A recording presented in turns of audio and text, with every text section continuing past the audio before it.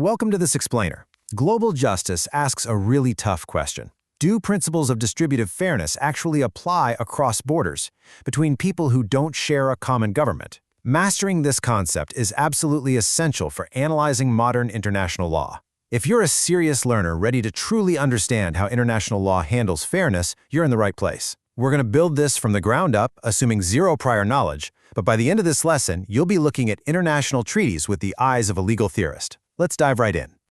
Here's our syllabus for today. We'll cover the concept of global justice, look at 3 views on justice, explore key theoretical tools, examine the dimensions of global justice, dive into the law of the sea, and finish up with a structured recap.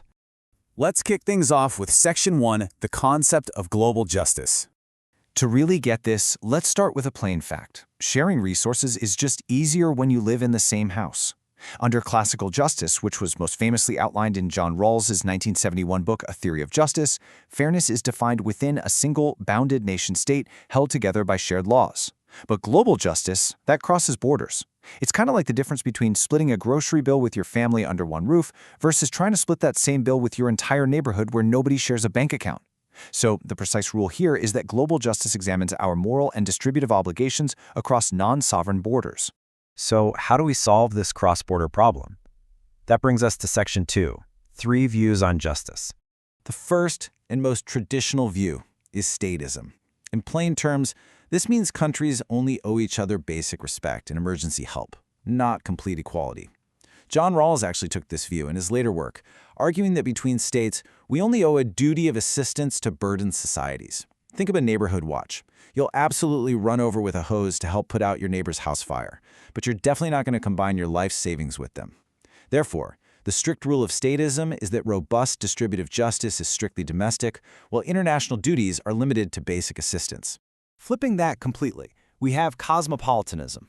The core idea here is that humans are humans, no matter where they happen to be born. Lines on a map shouldn't dictate your moral worth. Formerly championed by scholars like Charles Beats and Thomas Page, cosmopolitanism argues we should apply the difference principle globally. That principle says inequalities are only allowed if they actually benefit the absolute worst off.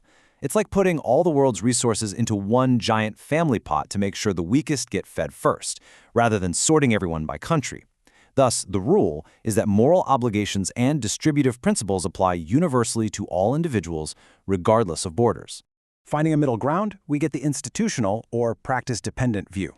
Basically, if we're going to trade together and participate in a global economy, we owe each other fairness within that system. Thomas Page conceptualizes this as a negative duty not to harm. Because wealthy states control global trade rules that often keep poor nations impoverished, we aren't just innocent bystanders. Think of this not as giving charity to a stranger, but as a strict obligation to stop dumping your trash in their yard. So the takeaway rule is that shared global systems mandate strict duties to prevent systemic harm. Let's look at this comparison table to synthesize how these 3 distinct scholarly positions define exactly who owes what to whom. Notice how the moral unit shifts here. Statism focuses on the state, cosmopolitanism focuses on the individual, and the institutional view focuses on shared institutions. You can see right there how the extent of the duty scales up, from mere emergency assistance all the way to a robust global difference principle. Now, to apply these views, scholars rely on specific theoretical tools to measure and define fairness. Let's look at those in Section 3. Here's the core dilemma we face. How in the world do we design fair global rules when everyone is inherently biased toward their own country's interests? I mean, if I live in a rich country, I'm going to want rules that favor rich countries, right? How do we bypass that inherent self-interest?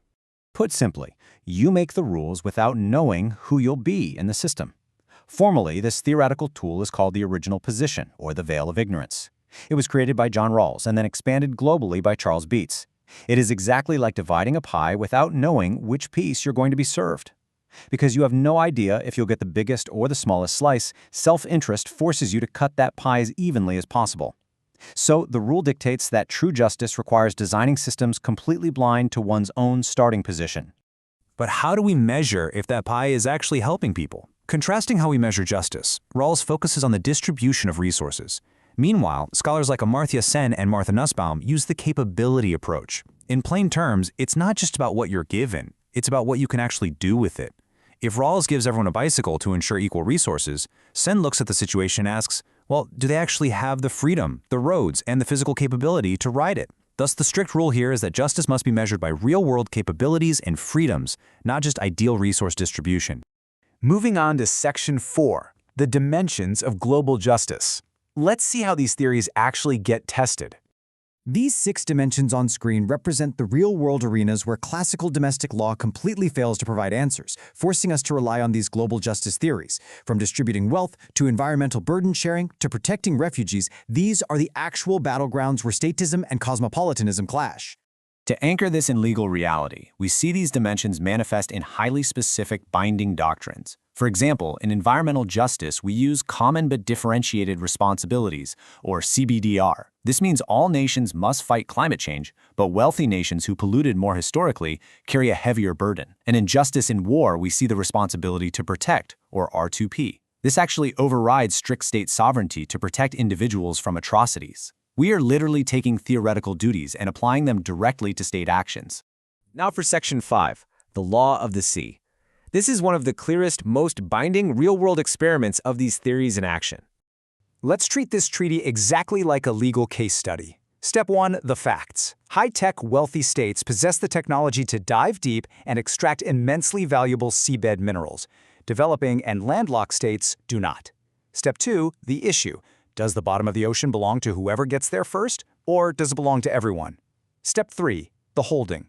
The United Nations Convention on the Law of the Sea, specifically UNCLOS Part 11, steps in to explicitly prevent a first-come, first-served resource grab. This matters immensely because it creates a binding precedent where global justice overrides technological superiority. So, what is the exact legal rule they used? In plain language, the deep ocean floor belongs to everyone equally, regardless of who has the best submarines. Legally, this doctrine is called the common heritage of mankind, and it applies to what the treaty calls the area. It is exactly like a town square that belongs to all citizens.